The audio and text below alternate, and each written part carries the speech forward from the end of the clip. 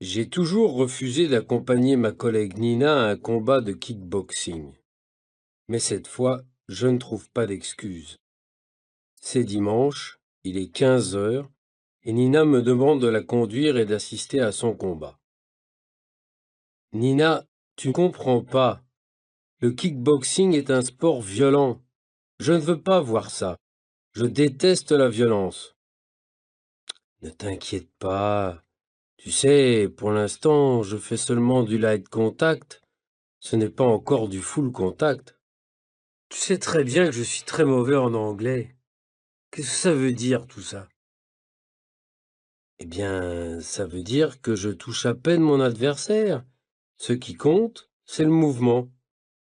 Et tes adversaires, hein? Comment tu peux être sûr qu'elles contrôlent leur mouvement? Je ne veux pas assister à un combat de Nina. Je déteste les arts martiaux. Surtout quand ce sont des femmes qui les pratiquent. Et surtout quand c'est Nina. J'ai peur pour elle, mais comment lui dire ça? Mon portable sonne. C'est le patron qui m'appelle. Nous avons une possibilité d'interviewer Aloha, la chanteuse et ex-top modèle. Aloha est en visite surprise à Bruxelles et La Vie est le seul magazine à le savoir. Voilà une bonne excuse pour moi.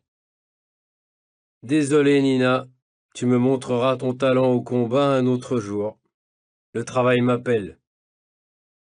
Tu sais Alex, tu t'inquiètes pour moi, mais moi je m'inquiète pour toi. Tu travailles trop. Ciao Nina, bonne chance. J'ai 15 minutes pour traverser la ville. À moto, pas de problème. Je gare ma moto devant la porte de l'hôtel Président, juste au moment où Aloha sort d'un taxi. Il pleut, mais elle porte des lunettes de soleil. Qu'est-ce que la plus belle chanteuse du monde vient faire à Bruxelles sans avertir personne? Mystère. J'essaie de l'approcher, de lui parler, mais elle pénètre sans dire un mot dans le hall de l'hôtel, puis disparaît dans l'ascenseur. Elle n'a jamais accordé de véritable interview aux journalistes, depuis qu'elle est entrée dans la chanson comme auteur-compositeur. J'insiste, mais les réceptionnistes de l'hôtel me poussent vers la sortie. Ce n'est pas la première fois que ça m'arrive de me déplacer inutilement, et ce ne sera pas la dernière. Ça fait partie du boulot. Alors, pour perdre un minimum de temps, je me déplace à moto. Je passe entre les voitures. Parfois, c'est dangereux, mais c'est moins stressant que de passer des heures dans les bouchons. Chapitre 3. Lundi, 9 heures. Je m'assieds à mon bureau, mais je n'ai pas le temps d'allumer mon ordinateur parce que Jackie, mon collègue, apparaît visiblement très fâché. La machine à café ne fonctionne pas. C'est toujours à moi que ça arrive. C'est incroyable. Pour une fois que j'ai besoin d'un café, il n'y en a pas. De toute façon, ce café est très mauvais. Laisse tomber. Je t'invite. On va prendre un vrai café à l'Escale. Allez, viens, j'ai exactement une demi-heure avant d'aller voir le patron. J'aime bien Jackie, mais il croit toujours que le monde entier est contre lui, même les machines à café. Au bar L'Escale, on connaît tout le monde. Au moment où on entre, un client s'approche de nous. Salut les paparazzi! Alors, est-ce que la princesse se marie avec son jardinier cette semaine? Qu'est-ce que vous allez encore inventer, hein? Salut. Je ne réponds pas à ce genre de provocation, surtout quand ça vient de quelqu'un qui boit de la bière à 9 heures du matin. Nous, on n'a rien à voir avec les paparazzi. On fait des interviews d'acteurs, de chanteurs, on raconte leur vie. C'est normal, ce sont eux qui passionnent les gens. Au bar, je vois Paul Klein, inspecteur de la police de Bruxelles, dans son habituel costume marron trop petit pour lui. Il a l'air fatigué. Il dit qu'il dort seulement 4 heures par nuit. Et comme il n'est pas rasé aujourd'hui, il a l'air encore plus triste que d'habitude. Mais en réalité, il n'est pas triste. Il est même drôle. Assis au bar, il regarde un exemplaire de notre magazine. Il lit à haute voix le sommaire. Deux princes vont naître le même jour. La reine attend des jumeaux. La double vie du roi du rap. Les deux objectifs de Johnny Depp. Salut. Alors, on dirait qu'il y a une double dose de sensation dans la presse cette semaine. Qu'est-ce que vous buvez? Une double trappiste ou un double whisky? C'est moi qui offre. Salut Paul. Jamais d'alcool quand on travaille. Et toi? Tu travailles là? Bien sûr.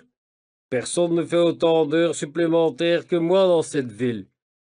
Et de toute façon, ça fait 5 mois et 2 semaines exactement que je bois uniquement de la bière sans alcool.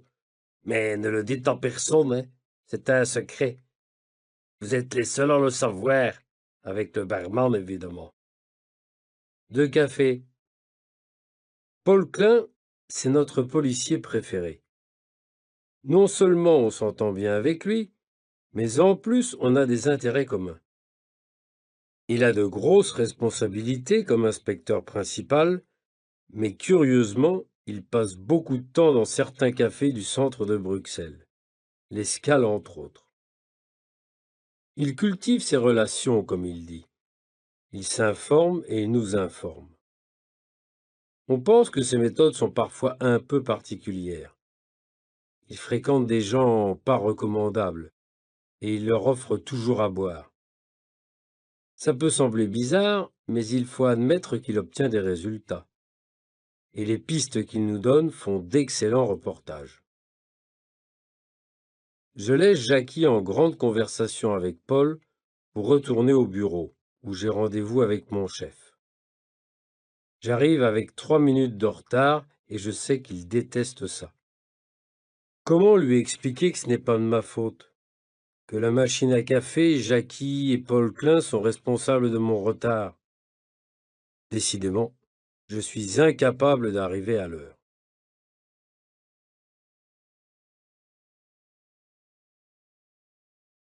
Le chef vient à ma rencontre. Aïe aïe aïe. Quand il ne me laisse pas le temps d'arriver jusqu'à son bureau, je sais que c'est pour me proposer des missions impossibles.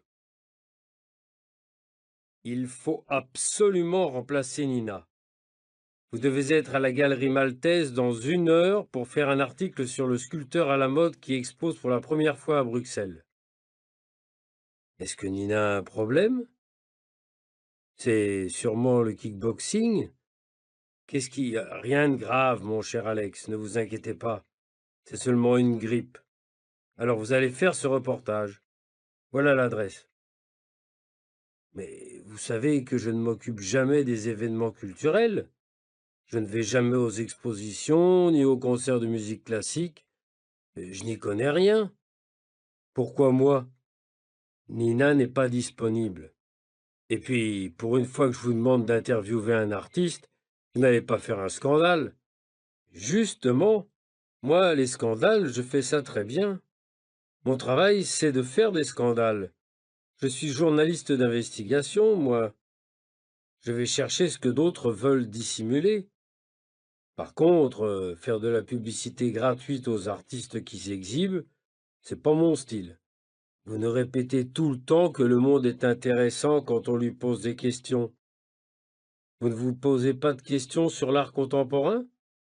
Ok, ok. De toute façon, il est inutile de discuter avec mon chef. J'accepte donc le reportage, mais c'est surtout pour aider ma collègue Nina qui est malade. J'aime bien ma collègue Nina, et je ferai tout pour elle.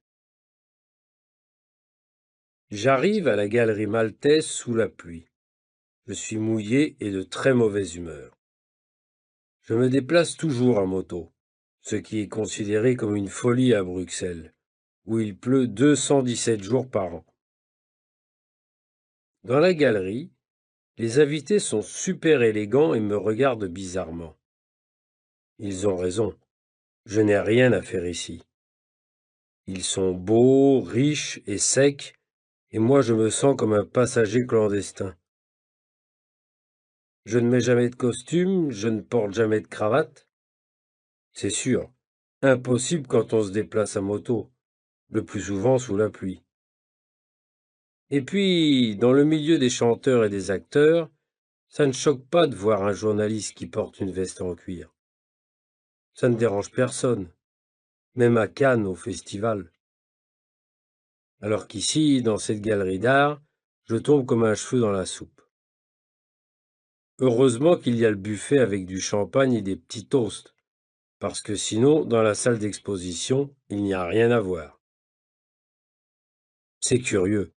Autour de nous, il n'y a pas d'œuvre d'art. Il n'y a que des toiles blanches fixées sur des cadres en bois. L'artiste, Ronald Ciclosi, n'est pas encore là, mais le public ne semble pas du tout impatient. Moi, je me sens mal et j'ai envie de partir en courant. Je bois 3 verres de champagne et soudain, quelque chose se passe. Et ce n'est pas un effet du champagne. Une des toiles blanches est traversée par une cigarette allumée. Ciclosi est invisible derrière la toile, mais par le trou de cigarette, il fait passer un papier avec un message. Une des personnes présentes va le chercher, il lit le message à haute voix. Les chiffres trahissent le chaos initial. Ensuite, d'autres messages sortent par d'autres trous de cigarette. Ces messages sont tous aussi bizarres, aussi énigmatiques que le premier. Mais les invités se précipitent sur les petits papiers comme des enfants sur des œufs de Pâques. L'artiste, lui, ne se montre pas. Il réalise sa performance sans apparaître, sans donner d'explication. Cela dure en tout 10 minutes. Ensuite, c'est le silence, et finalement les gens se mettent à parler, à commenter ce qu'ils viennent de voir, et apparemment, l'expérience les intéresse beaucoup. Moi, j'observe de loin. Tout à coup, mon attention est attirée par une très belle femme, habillée de manière assez extravagante. Cheveux noirs avec une large mèche blonde, grands yeux maquillés au col. Je la reconnais. C'est Aloha, l'ex-top modèle devenue star de la chanson. J'ai très envie de la rencontrer. Est-ce mon jour de chance? Non seulement elle est extraordinairement belle, mais en plus, elle est très secrète. Et cela attire encore plus la curiosité du public. Est-ce une stratégie ou est-ce sa manière d'être? Je veux obtenir une interview et sans hésiter, je me jette à l'eau. Vous vous intéressez à Ronald Ciclosi, Aloha? Oui, beaucoup. Et vous? Pas du tout. Je suis ici par obligation. Je suis journaliste à la vie et je pensais que ma présence ici était une erreur. En réalité, c'est une chance, puisque j'ai l'honneur de vous rencontrer. Je m'appelle Alex Leroc. Je ne vous dérange pas? Ça dépend. Si c'est pour une conversation, pas de problème. Mais si c'est pour une interview, pas question. Une conversation, bien sûr. En fait, je suis ici pour interviewer Ciclosi. Où est-il? Vous croyez que j'ai une chance de le rencontrer? Non, aucune chance. Il est comme moi, il ne fait pas confiance aux journalistes.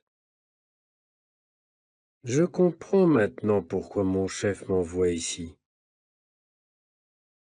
Mission impossible. Pas de Ciclosi, mais j'ai Aloha devant moi. J'essaye? Après tout, qu'est-ce que je risque? Aloha, vous pouvez imaginer que c'est absolument inespéré pour un journaliste comme moi de vous rencontrer ici? S'il vous plaît, Accordez-moi une interview. C'est-à-dire une interview avec un professionnel, avec toutes les garanties. La vie, c'est une référence, non? Déjà fini la conversation? On ne peut décidément pas vous faire confiance, à vous les journalistes. N'insistez pas. Quand j'étais mannequin, on croyait que je n'avais rien à dire, que j'étais seulement une image. Maintenant que j'écris et chante mes chansons, je suis enfin moi-même. Tout ce que j'ai à dire est dans mes chansons. Je n'ai rien d'autre à dire. Mais les lecteurs de la vie seraient tellement heureux de faire connaissance avec la vraie Aloha. Imaginez en gros titre Aloha, experte en art moderne. Elle rit. Il n'en est pas question. D'ailleurs, c'est tout le contraire.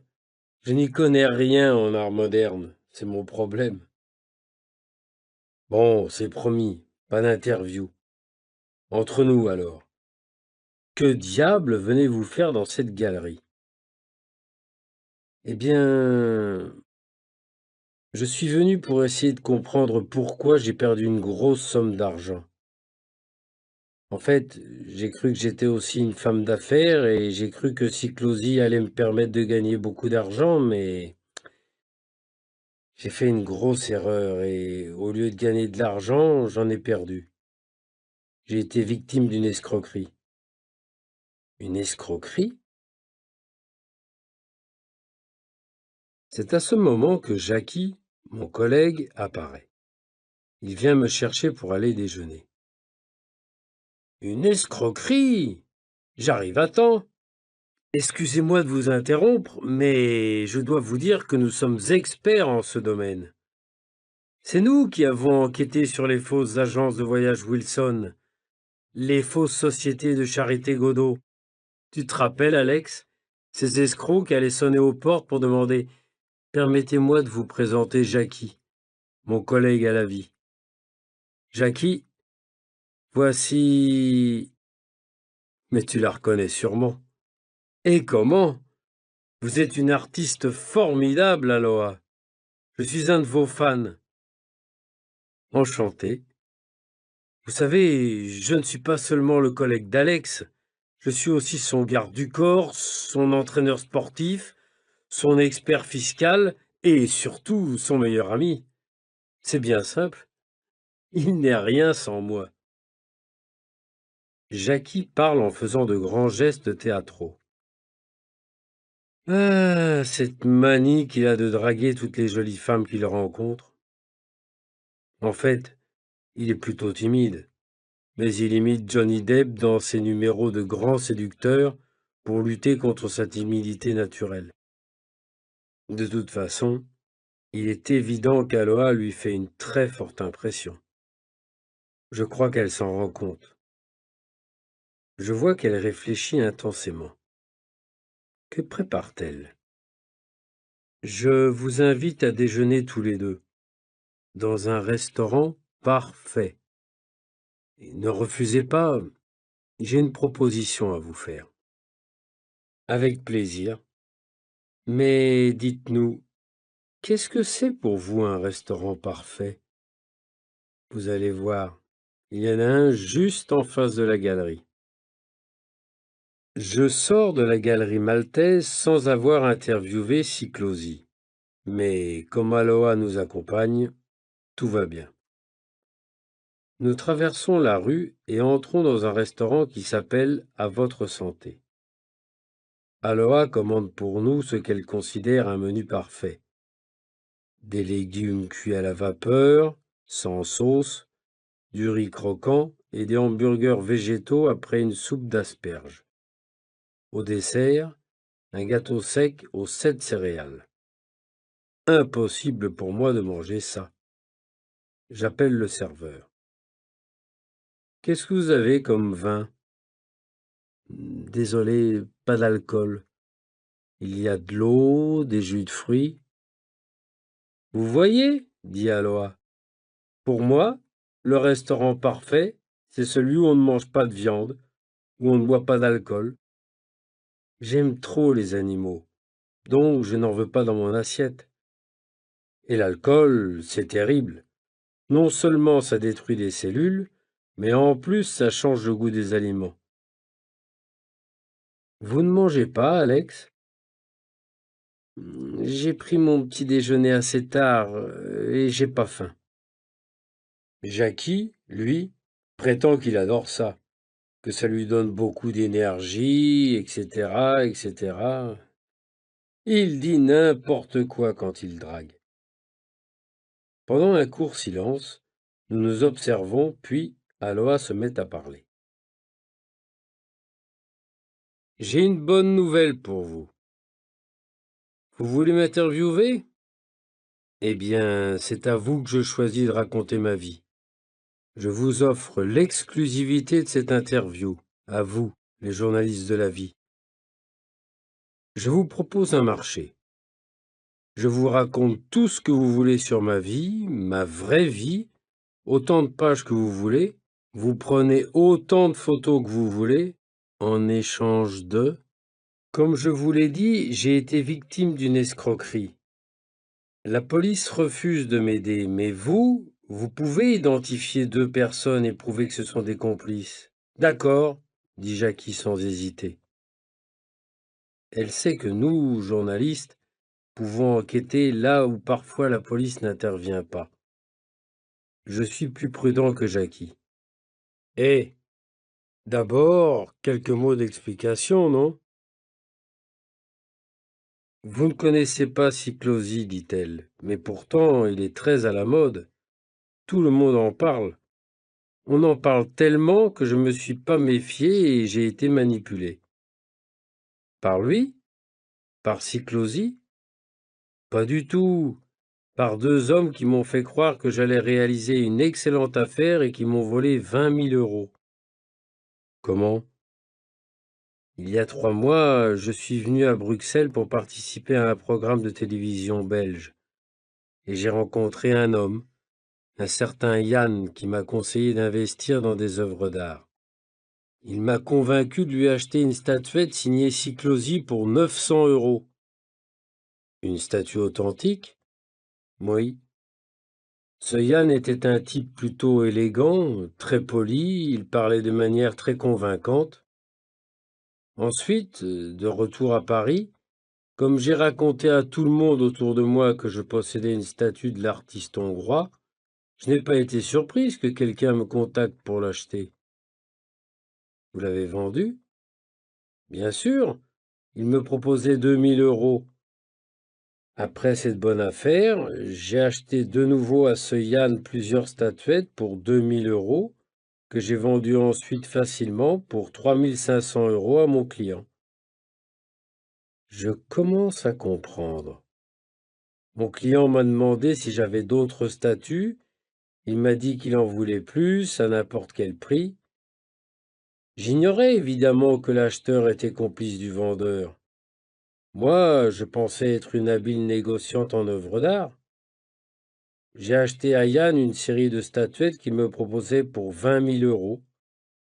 Ces statuettes étaient grossièrement sculptées et enveloppées de papier de toutes les couleurs.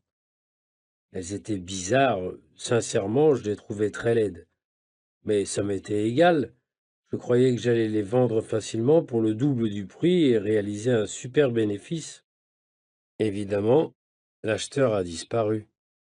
Bien sûr, les 2 escrocs ont disparu sans laisser leur carte de visite. Et je suis propriétaire d'une série de statues de Cyclosie, mais elles n'ont aucune valeur, et personne ne me les achètera. Ces hommes ont commis un délit, mais je ne peux pas le prouver. C'est effectivement une escroquerie, mais c'est difficile à démontrer, dit Jackie. Il faut prouver que ces 2 personnages étaient complices, qu'ils se connaissaient. C'est le seul moyen d'annuler cette vente. Vous êtes journaliste, vous avez des moyens d'action que je n'ai pas.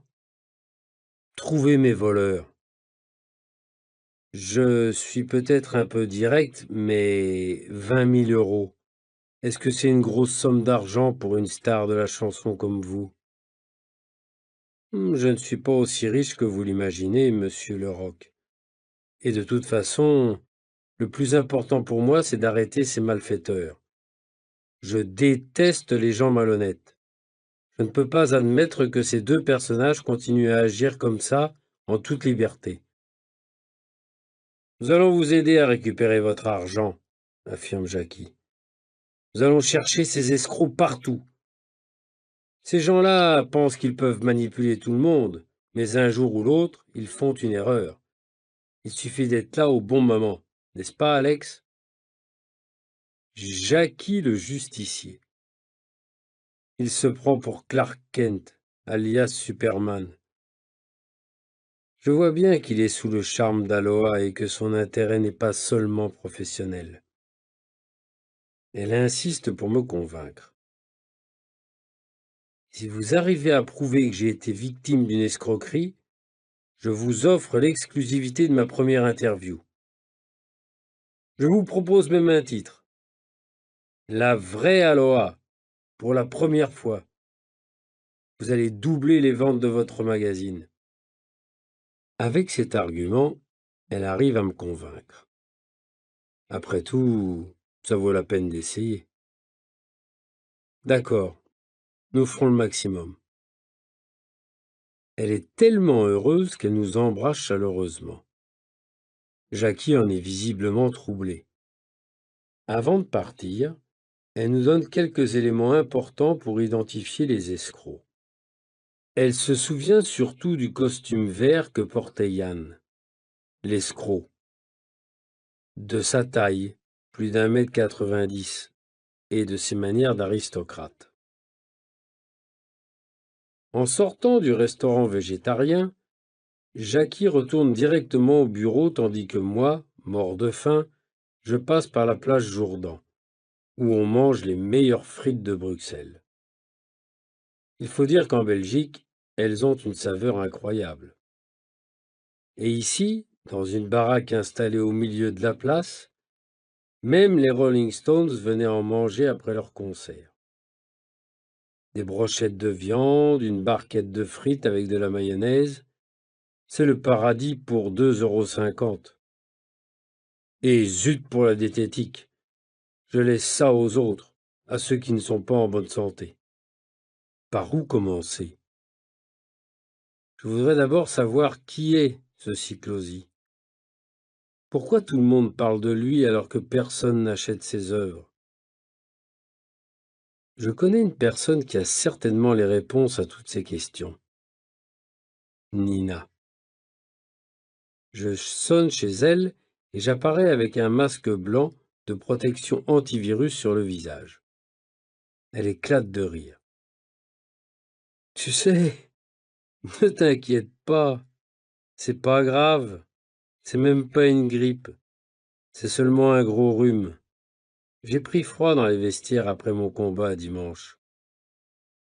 Gagné? Oui, mais parce que mon adversaire a fait une faute. Tu as reçu un coup?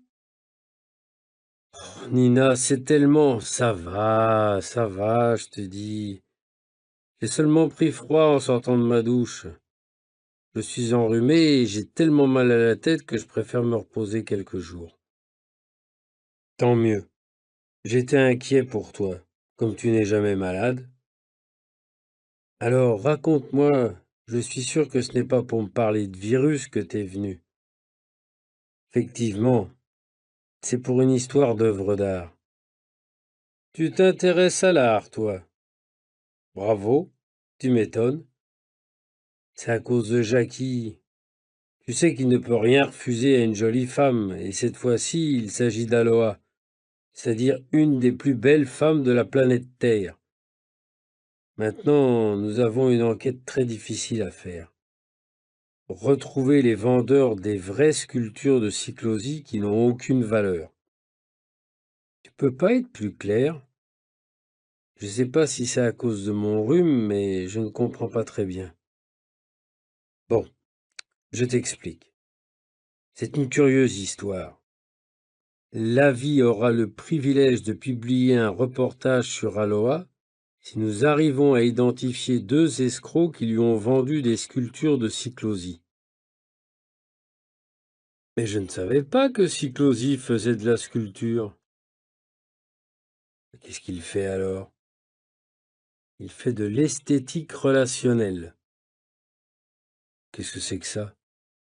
Eh bien, c'est clair, non? Esthétique, c'est-à-dire conception de la beauté, et relationnelle, c'est-à-dire pour provoquer des relations entre les gens. Et comment peut-on faire ça? Eh bien, par exemple, en organisant des expos comme celle à laquelle tu as assisté à ma place. Donc, si je comprends bien, Cyclosi vend ses idées, mais pas ses sculptures. Exact. C'est un provocateur. Il travaille beaucoup pour la publicité. Ce n'est sans doute pas un génie, mais comme il ne respecte aucune convention, aucun pouvoir, il attire l'attention. Tu veux que je te raconte une anecdote pour te donner une idée du personnage? Ok. Un jour, on lui a demandé de réaliser un projet sur le thème du mouvement. On lui a proposé d'exprimer dans une sculpture l'idée que tout change tout le temps autour de nous. Il a tout simplement utilisé des statues de cire, comme celle du musée Grévin, et les a placées derrière une vitre, exposée en plein soleil. Pendant toute la durée de l'exposition, les statues ont fondu sous l'effet de la chaleur. C'était sa manière d'interpréter le mouvement. Amusant, non? Ouais, pas mal. En tout cas, les statues que possède Aloha n'ont aucune valeur, c'est clair. Pourquoi? Eh bien, parce que ce sont des objets qu'il récupère et qui lui servent à illustrer ses idées. Après les expositions, il les jette à la poubelle. Il dit toujours que ses productions sont biodégradables. Mais soudain, Nina change de ton. Son regard s'illumine. Mais, Alex, tu te rends compte? C'est fantastique tout ça! On doit absolument obtenir cette interview d'Aloha. Tout le monde achètera la vie pour tout savoir sur elle. On va faire une interview historique, comme le reportage de Playboy sur Marilyn Monroe en 1953. C'est génial, tu m'entends? Génial! Le lendemain, je vais à l'Escale pour voir Paul Klein, mon informateur numéro 1. Au moment où j'entre dans le bar, il est en train de jouer au poker avec trois types bizarres qui semblent enchantés de passer du temps avec l'inspecteur principal. Qui manipule l'autre? Pour moi, c'est clair. Je le crois plus habile que ses partenaires de jeu. J'attends la fin de sa partie et j'en profite pour manger un hamburger debout à côté du bar. Viande élastique et pain sec. Pas extra comme menu. Mais je n'ai pas le temps de me préoccuper de diététique. Enfin, Klein termine sa partie et je peux lui parler. Salut Paul, comment fais-tu pour rentabiliser tout ce temps que tu passes ici? Tu n'as même pas un ordinateur portable pour prendre note de tout ce que tu apprends. Tout est là. Ça, c'est mon disque dur, dit-il en se frappant la tête. Dis-moi, t'aurais pas un escroc hyperactif sur ton disque dur actuellement? Je lui explique l'affaire qui m'occupe et je lui décris physiquement l'homme que je recherche. Écoute, je ne sais pas si c'est le même homme, mais le géant en costume vert dont tu me parles et ses manières d'aristocrate, ça me fait penser à un type qui depuis 2 ans accumule les escroqueries et les vols. Je finirai bien un jour par l'attraper. Tiens, si tu veux le voir aujourd'hui, il se présente devant un tribunal au palais de justice, comme victime malheureusement. Tu peux imaginer ça? Si tu me trouves une bonne raison pour l'arrêter, je t'aiderai. Paul Klein sait bien capter les mouvements suspects de sa ville. Bruxelles est une ville assez petite, assez provinciale en fait. On n'y est pas aussi anonyme qu'on l'imagine. Paul fréquente beaucoup de gens et son équipe d'informateurs est très efficace. Il a un instinct et une mémoire visuelle extraordinaires. Je sens que c'est la bonne piste. Le palais de justice, on le repère facilement. C'est un bâtiment énorme, plus grand que la basilique Saint-Pierre à Rome, qui domine le quartier populaire des Marolles. J'aime ce quartier où les gens parlent avec l'accent belge. Nous entrons dans le palais et nous allons directement à la salle où on juge l'affaire de notre type. Il s'appelle l'Armagnac. Il parle fort et accuse un jeune homme de tous les crimes. Il porte un costume dans les tons verts et prend des attitudes de grand seigneur offensé. Je sors mon téléphone portable pour prendre une photo discrètement. J'appelle Aloha. Je lui envoie un SMS avec la photo de l'Armagnac et la réponse est immédiate. C'est lui. L'Armagnac et Yann sont le même homme. Voilà déjà une première certitude. L'Armagnac se présente comme antiquaire.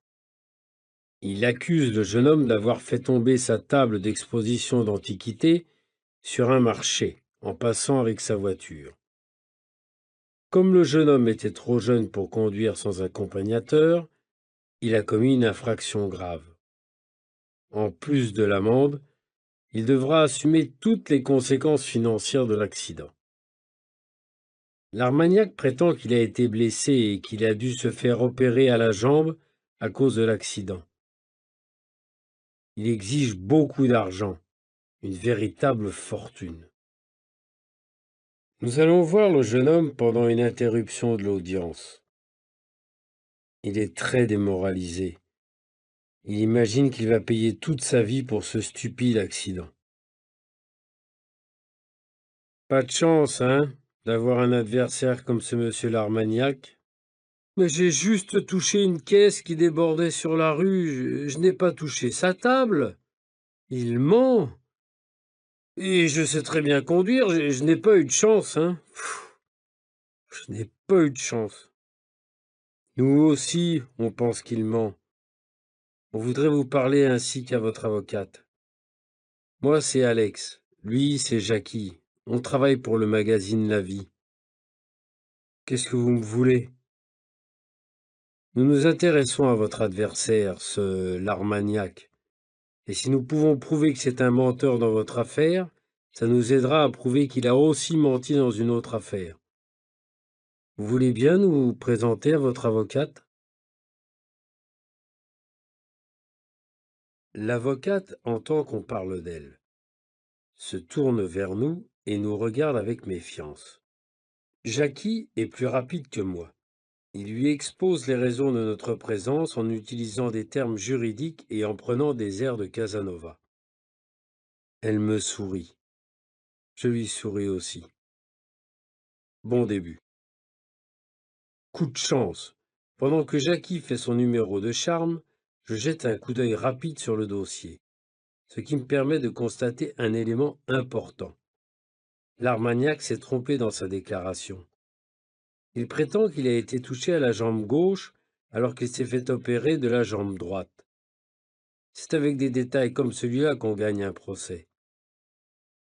En attendant, je gagne déjà la confiance de l'avocate.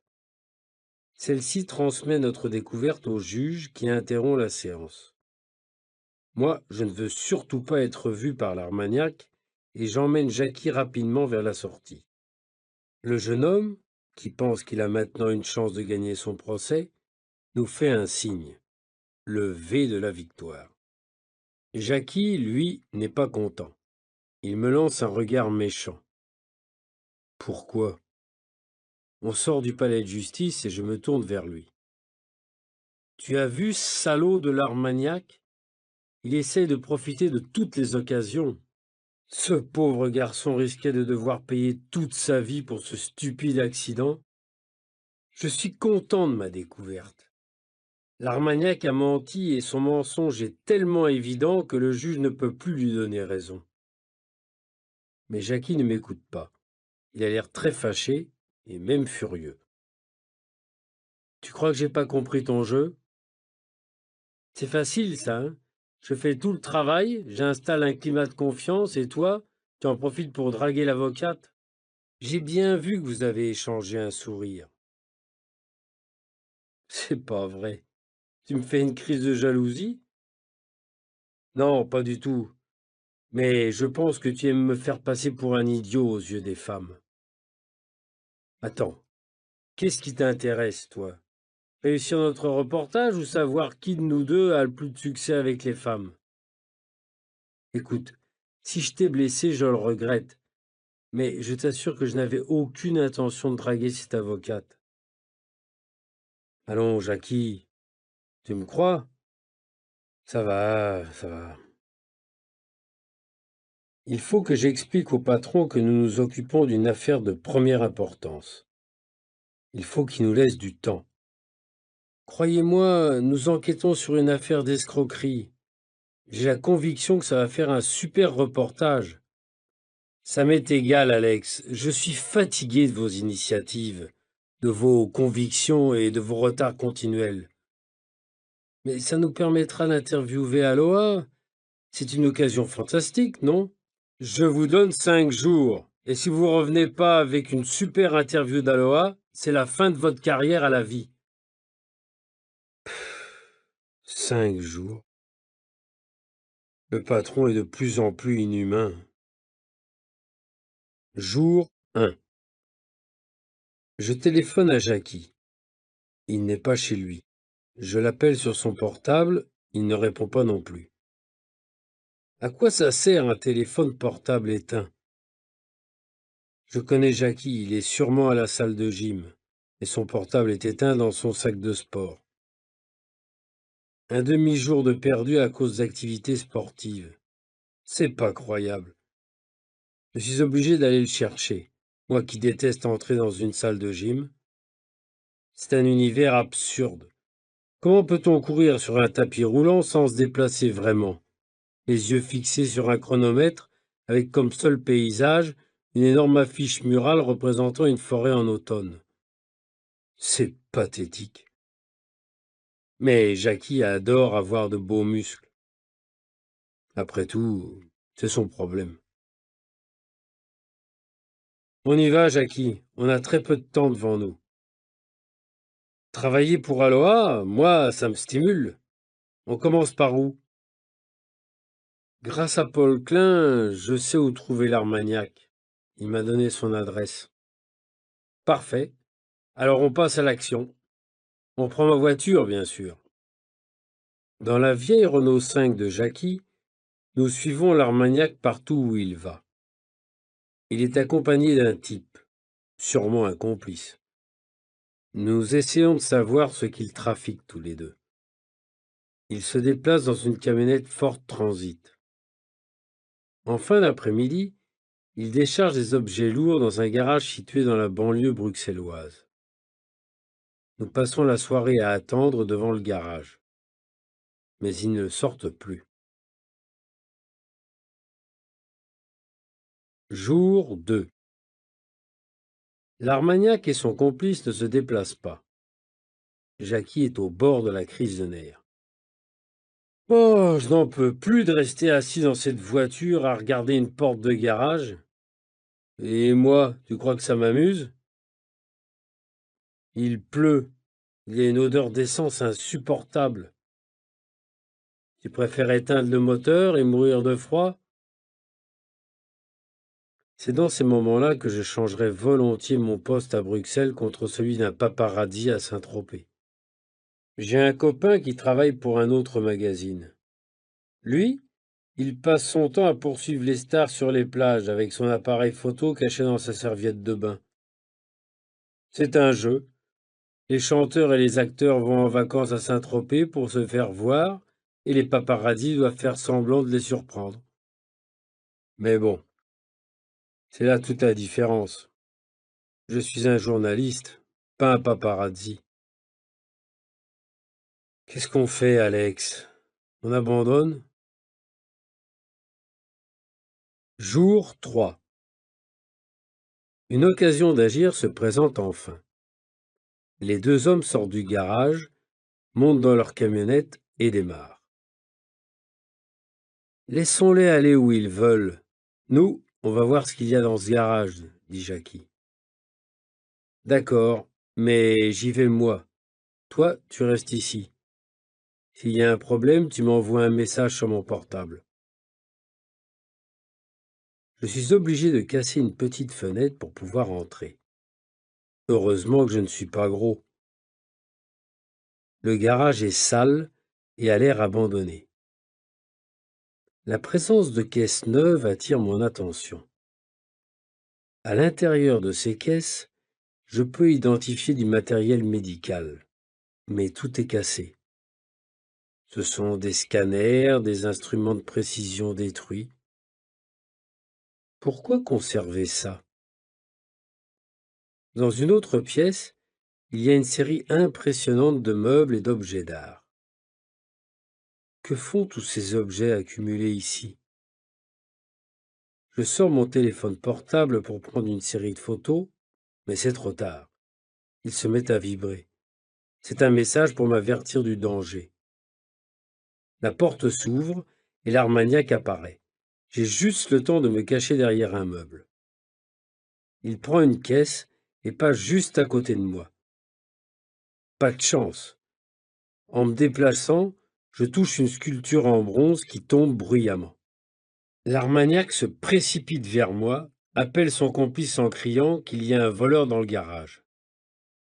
Je prends un coup au visage, mes lunettes tombent par terre. Je ne vois plus rien. Heureusement, Jackie arrive à mon secours. Il repousse mes agresseurs et m'aide à me diriger vers la sortie pour courir ensuite vers la voiture. Les deux complices, armés de barres de métal, n'ont pas l'intention de nous laisser partir tranquillement. Nous sommes poursuivis et quand nous arrivons à la voiture, j'ai l'impression que mes poumons vont exploser. Jackie démarre en première à 4000 tours minute. La Renault 5 est sur le point d'exploser elle aussi. Tu fumes trop. Je ne fume plus. C'est bien que j'ai arrêté. Alors il faut t'entraîner, hein, faire un peu de sport, me dit Jackie. Regarde-toi, on dirait que tu viens de faire un triathlon alors que nous avons à peine couru 25 mètres. C'est pas une question de condition physique. Si je suis dans cet état, c'est sûrement parce que j'ai un œil blessé et que j'ai perdu mes lunettes. En plus, je suis enrhumé. Le même virus que Nina, probablement. Nina.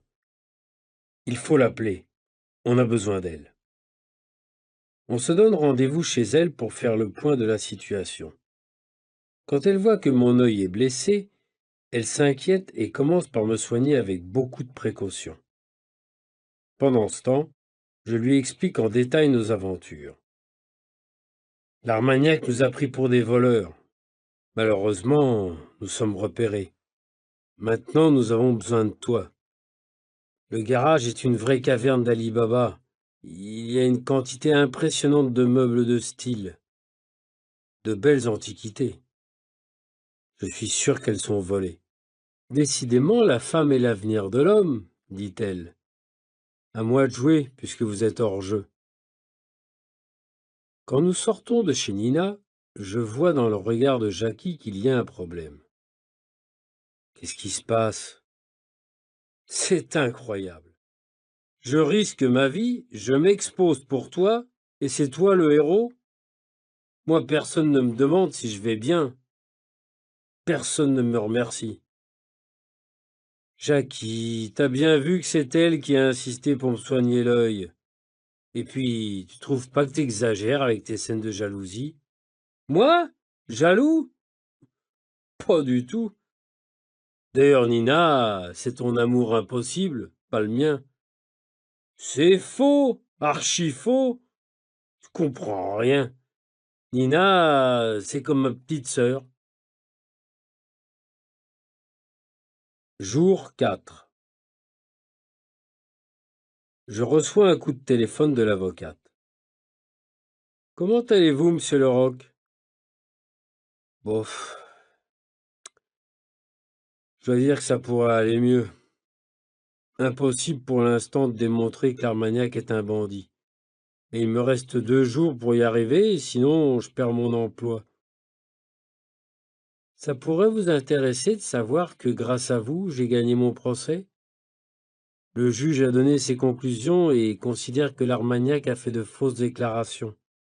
Mon client, le jeune homme que vous connaissez, est seulement reconnu coupable d'une infraction au code de la route et payera uniquement une amende. Je lui conseille même d'attaquer l'Armagnac en justice à son tour, pour ses fausses déclarations.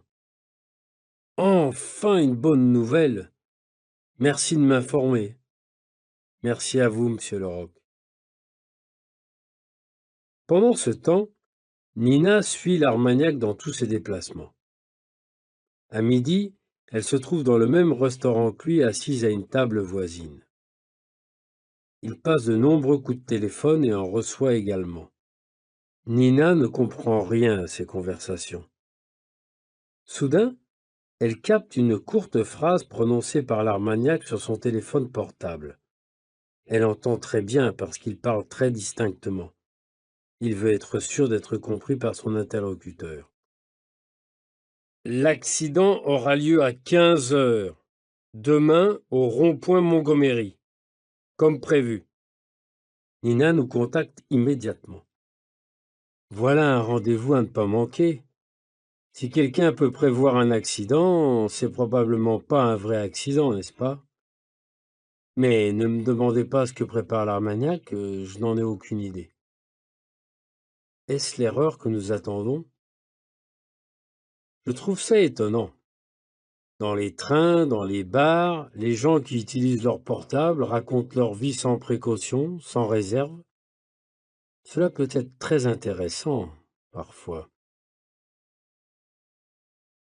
Jour 5. Il est 14 heures. L'inspecteur principal Paul Klein se trouve aussi au rond-point Montgomery avec quelques hommes. Heureusement qu'il nous fait confiance. Nous sommes tous plus ou moins dissimulés dans nos voitures quand nous voyons une Peugeot 205 s'immobiliser dans une des rues donnant sur le rond-point.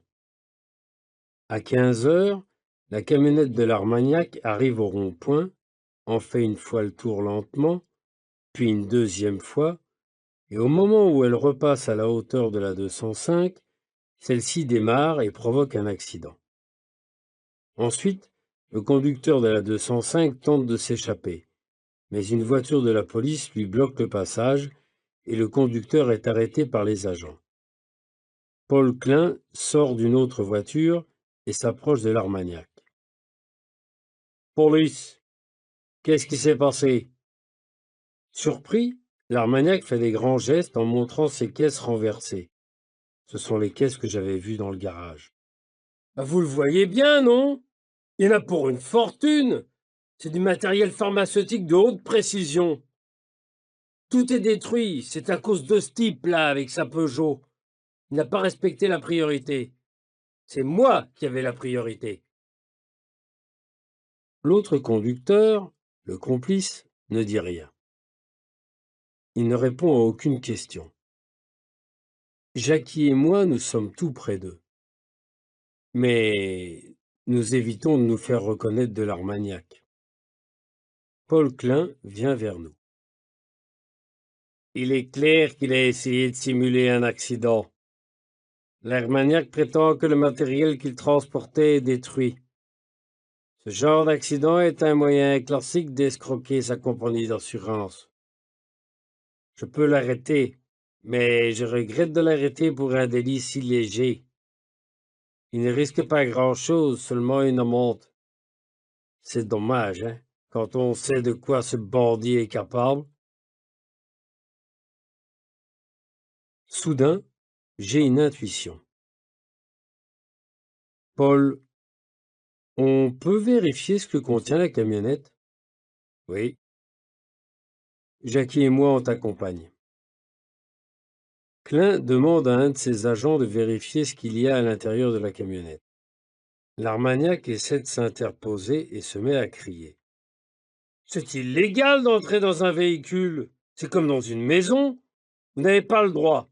Je vous arrête pour tentative d'escroquerie et j'emporte les éléments nécessaires à l'enquête. Vous n'avez pas le droit? Disons que j'ai l'obligation de vous arrêter. Et vous, vous avez le droit d'appeler un avocat. Klein m'appelle pour me montrer un album photo, une sorte de catalogue qui se trouvait sur le siège arrière. Ce sont des photos de meubles, de peintures, de bijoux. C'est l'inventaire complet des objets volés que j'ai vus moi-même dans le garage. Alex, ceci peut nous intéresser, pas vrai? L'armagnac devient fou furieux. Il se jette sur Klein pour tenter de lui prendre le catalogue, mais deux agents l'immobilisent. Donnez-moi ça, c'est illégal, ce dossier m'appartient. Si ce dossier vous appartient, pour moi c'est parfait. Il me suffit de vérifier que ce sont des photographies d'objets volés. Et ça me permet de demander un mandat de perquisition pour aller voir ce qu'il y a dans votre garage. Vous gardez chez vous des objets volés et vous les avez photographiés pour les proposer sur catalogue à vos clients. Un commentaire? Cette fois, l'Armagnac a perdu la partie. Je m'approche de lui, il me regarde fixement, mais il ne me reconnaît pas. Vous ne me reconnaissez pas? C'est peut-être parce que j'ai changé de lunettes. Mes anciennes lunettes sont tombées dans un garage et elles se sont cassées accidentellement. Je pourrais peut-être faire payer ma compagnie d'assurance. Qu'en pensez-vous? J'envoie un SMS à Aloha et je lui donne rendez-vous à la galerie maltaise sans préciser pourquoi. Quand elle arrive, je me trouve derrière une des toiles blanches et je lui fais passer un message par un trou de cigarette. Sur le message, j'ai écrit « Votre escroc est arrêté. Son complice aussi. Les preuves s'accumulent. C'est le bon moment pour dénoncer l'escroquerie. Proposez-moi une date pour l'interview. » Aloha pousse un cri de joie. Elle se sent libre.